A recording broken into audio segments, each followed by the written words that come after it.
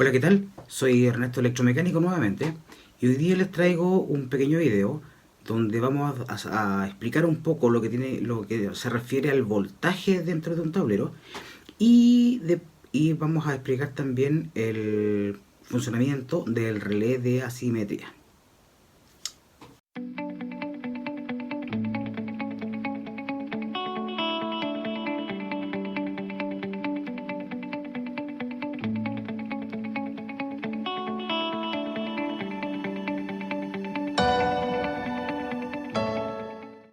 Antes de explicar lo que tiene que ver relación con el relé de asimetría, creo que lo que les debo explicar primero es qué significa el voltaje y qué significa la asimetría, qué significa el voltaje en 220, qué significa el voltaje en 380, trifásico, monofásico, etcétera, etcétera. Me voy a apoyar con unos dibujos que tengo acá en el computador para ir mostrándoles de a poquito la idea.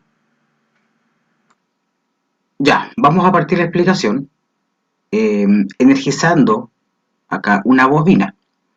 Me imagino que deben tener claro que cuando uno energiza con energía eléctrica una bobina, esta se convierte en un electroimán. Ya hemos pasado alguna vez un clavito, ¿cierto?, con unas vueltas de alambre y efectivamente se convierte en un imán. Ya, siguiendo con eso. Ahora, en el caso contrario, cuando el imán lo paso por la solenoide, en ella se induce una corriente eléctrica. ¿Ya? Hasta ahí estamos claros. Expliquemos ahora el funcionamiento de esto mismo. La bobina va a depender de qué lado circula la corriente eléctrica, dependiendo básicamente de qué parte del imán pasa alrededor de ella. O sea, si es el polo norte, la corriente va a circular en un sentido, y si es el polo sur, la corriente va a circular en sentido contrario. Siempre tiene que haber movimiento. Si el imán se queda quieto, la corriente deja de fluir. Acá tenemos básicamente un diagrama del funcionamiento de un generador. Tenemos los dos polos, norte y sur, y una bobina girando en medio, cortando las líneas magnéticas cada vez que gira una vuelta.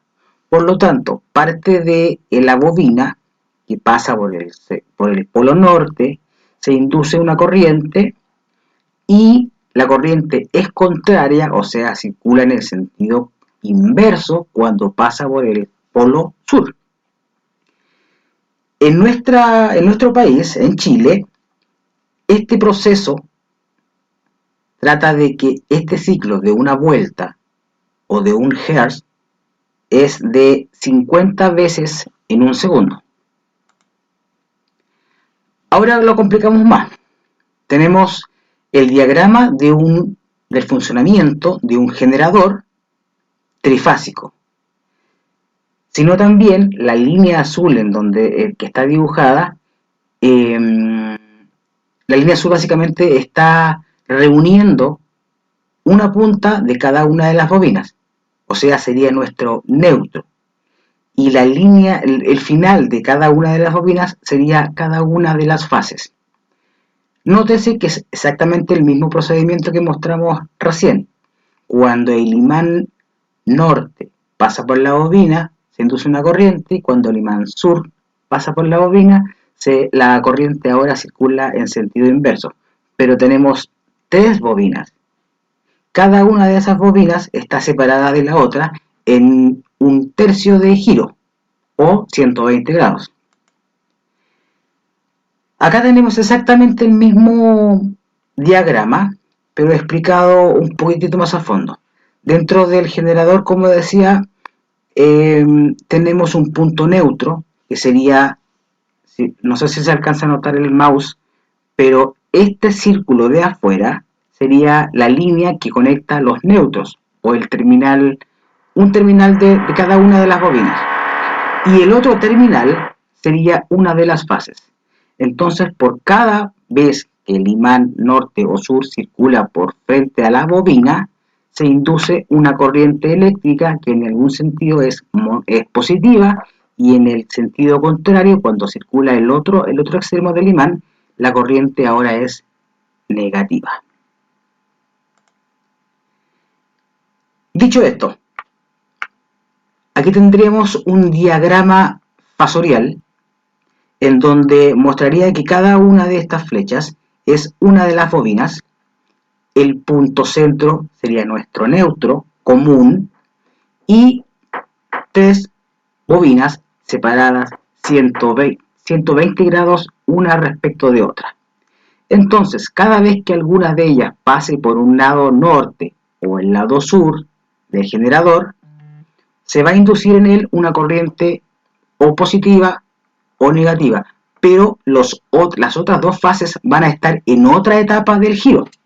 Por lo tanto, no podría decir que una fase sumada con otra me va a dar el doble, porque no es posible que dé el doble porque no está al lado contrario. Está desfasada a 120 grados.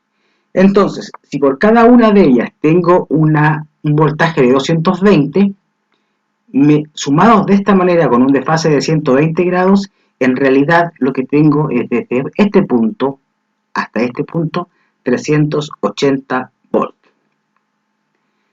Entonces, si yo mido cualquiera de ellas respecto del neutro, me va a medir 220 volts. Y si mido una respecto de la otra, tengo 380 volts. Cuando hablamos de una línea monofásica, es porque me están entregando el punto neutro y una de ellas, 220, neutro y fase. Cuando hablamos de una línea trifásica, me están entregando las tres, el punto neutro más las 3 bobinas. Tengo 4 cables. Cuando me entregan un empalme monofásico, son solamente 2 cables. La bomba ocupa solamente las 3 puntas, no ocupa el neutro, genera un neutro interno.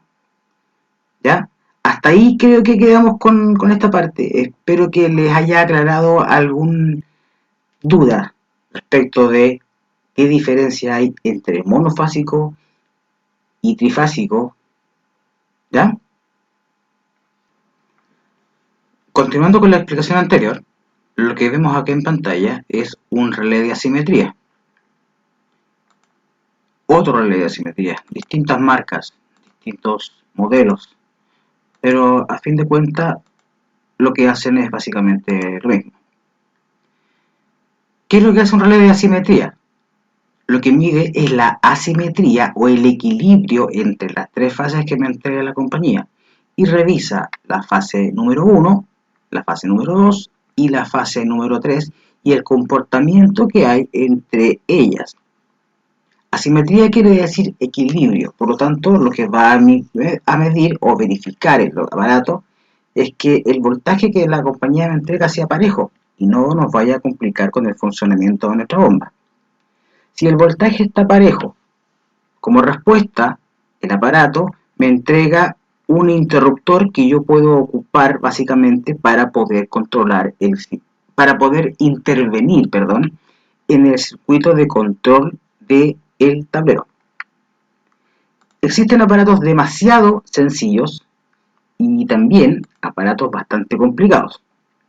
Ya, entre más parámetros pueda yo regular de este circuito, de este relé, más posibilidades tengo de resguardar el funcionamiento de la bomba, ya que acá tengo solamente una regulación y esta tiene que ver con el porcentaje de la asimetría o del desequilibrio entre las fases para poder detectar una falla.